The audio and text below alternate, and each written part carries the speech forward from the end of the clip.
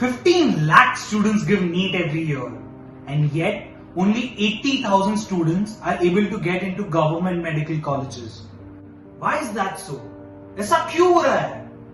Because there are specific problems that every NEET aspirant is going through.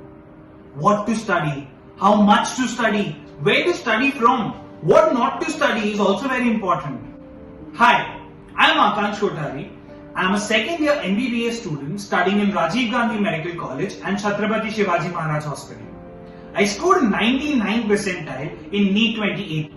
So here I am with Exampil, a topper-driven platform. Now these are the toppers who have scored about 99 percentile in their NEET examination and are right now into government medical colleges without donation.